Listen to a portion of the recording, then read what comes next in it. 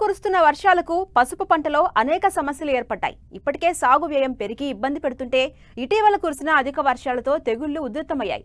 చాలా చోట్ల దుంపకుళ్ళు, ఆకుమచ్చ తెగులు ఆశించినట్టు రైతులు వాపోతున్నారు. వీటిని సకాలంలో నిర్మూలించకపోతే దిగుబడులపై ప్రభావం పడే అవకాశం ఉంది.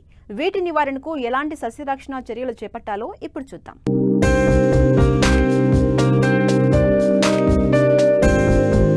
నిజామాబాద్ జిల్లా ఆర్మూర్ డివిజన్ పరిధిలో రైతులు పండించే ప్రధాన పంట పసుపు. దాదాపు 9 నెలల పాటు ఉండే ఈ పంటను జూన్ నుండి జూలై నెల చివరి వరకు రైతులు విత్తుకున్నారు.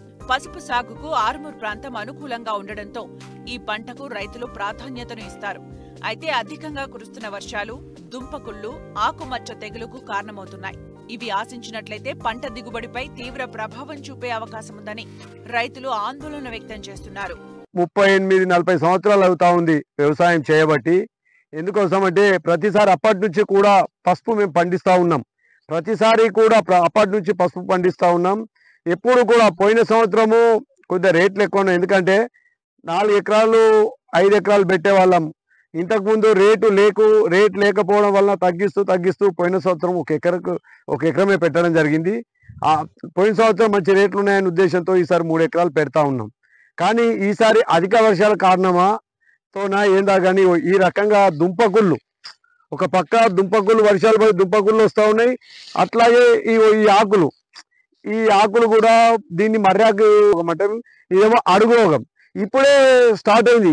అయినా ఇప్పటికీ నేను రెండోసారి దీనికి స్ప్రే చేస్తూ ఉన్నా. ఎందుకోసం అంటే మర్యాకుల రోగం వస్తేనేమో బాగా దిగుబడి తగ్గిపోతుంది. ఆకులన్నీ పైనుంచే ఇప్పుడే ఆరేసి కోతకు వచ్చినట్టు ఎండుతూ ఉంటాయి.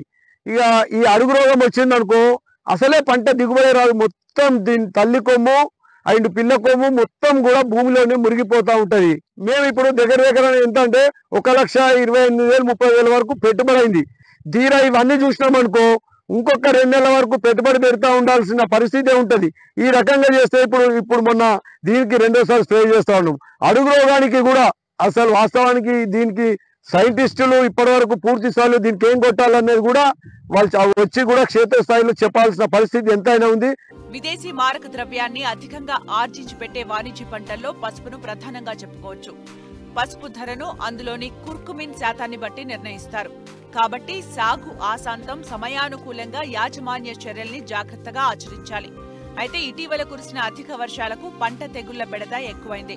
ఇప్పటికే చాలా చోట్ల దుంపకుళ్ళు, ఆకుమచ్చ తెగులును గుర్తించినట్లు ఉద్యాన శాఖ అధికారులు గుర్తించారు.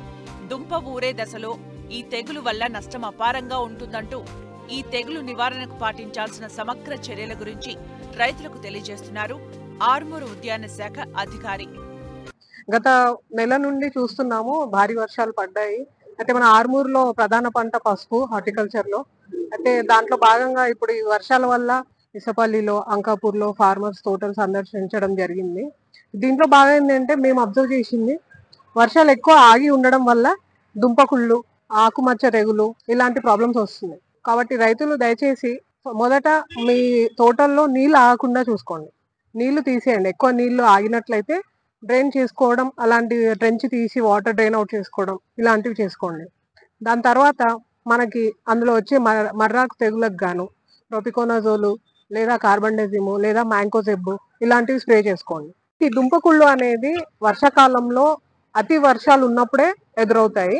మనం జనరల్ ఫార్మర్స్ జూలైలో సోయింగ్ చేస్తారు. బట్ మనకి ప్రాబ్లం అనేది సెప్టెంబర్, అక్టోబర్, నవంబర్లో చూస్తామండి. ఎందుకంటే వర్షాలు ఎక్కువ పడేది ఆ టైంలోనే. అండ్ ఇంకోటి ఏంటంటే మన దగ్గర రైతులు చాలా మంది బెడ్ సిస్టమ్ ఫాలో అవ్వట్లేదు. మా డిపార్ట్మెంట్ నుండి మేము రైతుల్ని విజ్ఞప్తి చేసేది ఏంటంటే బెడ్ సిస్టమ్ పెట్టుకోవడం చేసుకోవాలి. ఎందుకంటే ఇంచుమించు అందరి దగ్గర డ్రిప్ బిందు సేద్య పరికరాలు ఉన్నాయి. కాబట్టి దయచేసి రైతులు ఈ దుంపకుళ్ళు అరికట్టడానికి అంటే ప్రికాషన్ చేసుకోవడానికి ఏంటంటే బెడ్ సిస్టమ్ ఒకటి ఫాలో అవ్వడము. అండ్ ఇంకోటి ఏంటంటే సీడ్ ట్రీట్మెంట్ చేసుకోవాలి. రైతులు విత్తన శుద్ధి చేసుకోవట్లేదు. విత్తన శుద్ధి కంపల్సరీ చేసుకోవాలి. రిడోమిల్ ఎంజెడ్తో కానీ లేదంటే ట్రైకోడర్మా వీడితో కానీ సీడ్ ట్రీట్మెంట్ చేసుకొని విత్తితే మనకి ఇలాంటి ప్రాబ్లమ్స్ 80-90% కంట్రోల్ చేసుకోవచ్చు. అక్టోబర్, నవంబర్ మాసాల్లో మనకి ప్రాబ్లం ఉధృతి ఎక్కువ ఉంటుంది.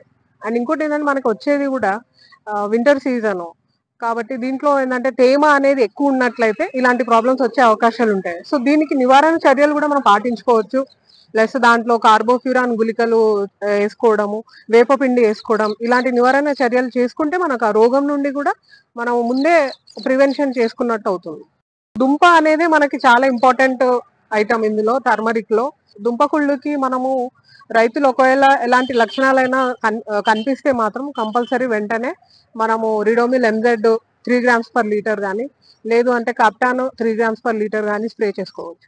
ఖచ్చితంగా కాండము అనేది తడిచేటట్టు మొక్క చుట్టూ స్ప్రే చేసుకోవాలి.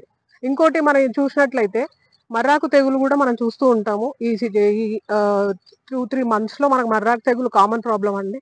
దీనికి కూడా మనము propiconazole 1 ml per liter of water కానీ స్ప్రే చేసుకోవచ్చు. ఒకవేళ లేదు అని అనుకుంటే carbendazim 1 gram plus mancozeb 2.5 grams కలుపుకొని కూడా మనం స్ప్రే చేసుకోవచ్చు.